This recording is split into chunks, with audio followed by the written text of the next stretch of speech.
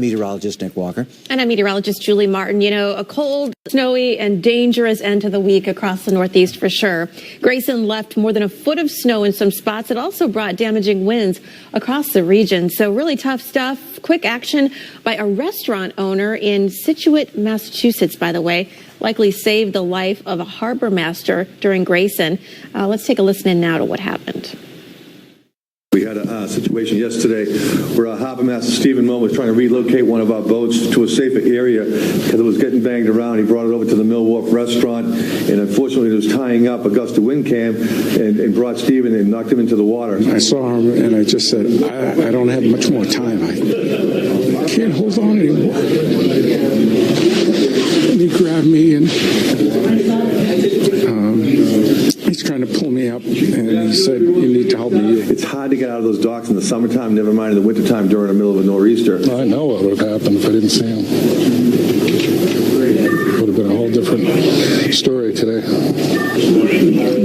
He saved my life. You know, he saved my life. Just an amazing story. And of course, we'll continue to have more stories, I'm sure, of a very, very tough time that a lot of folks got through for Winter Storm Grayson. Let's take a look back. Tuesday, we knew it was coming. Wednesday, it was happening here around Florida, up through the Carolinas with some ice and snow. And then, as that area of low pressure offshore deepened, we got more snow and windy conditions, and it quickly made its way north out of the picture here, up into the Canadian Maritimes. A little bit of snow left over, still some winter weather advisories to deal with. But look at the aftermath. Nantucket, a 76 mile per hour wind gust. We had a 59 mile per hour wind gust there at Cape May, New Jersey. And pretty close to that Nantucket gust was Cape Henry, Virginia, with 74 miles per hour. Some amazing numbers still coming out of Grayson. Julie? That's right. And after a tough day of travel impacts along the East Coast, airports across the Northeast are finally getting back to normal today. Justin Michaels joins us now. He's live in New York with the latest on the impacts there from Grayson. And now the brutal cold, Justin. It looks like people are coping, though. They certainly are. And what else are they going to do? They have to do it. This is the Northeast in the wintertime, and cold temperatures are pretty much the norm.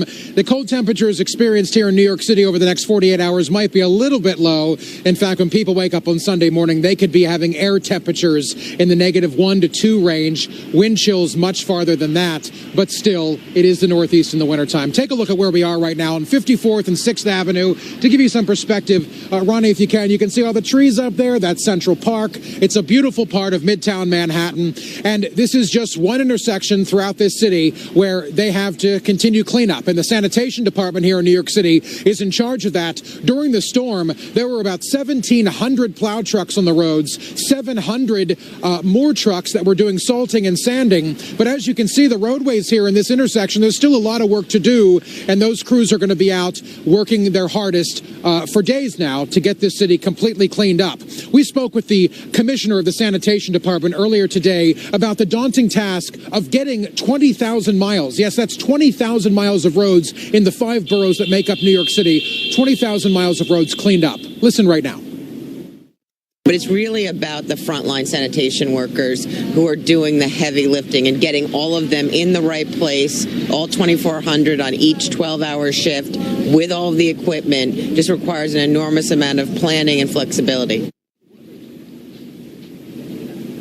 Planning and flexibility, indeed. Can you only imagine what it's like, the daunting task to manage all that? And that lady right there does it, Catherine Garcia, really a miracle worker here in New York City. And Carl Parker back in the lab. Carl, it's interesting. I guess you guys have been really tracking this and seeing how the storm has changed a little bit. And where the forecast was for 5 to 8 inches here in New York City, right here in Manhattan, they had almost 10 inches. So definitely a bigger storm here in New York than they were expecting. Yeah, and that was the case up and down the coast, as a matter of fact. It was certainly an overperformance in a lot of areas, and just a terrific storm that got very, very strong in a short period of time. It's going to be among the very top storms in terms of that central pressure. And this is a look at what is left of that storm right now. Okay. You see this huge circulation with the moisture coming up well out into the Atlantic, the cold air wrapping behind it. And now into the Pacific Northwest, there is a much smaller feature, kind of a cute little guy that's coming into the Northwest, and that will move across the country, bring some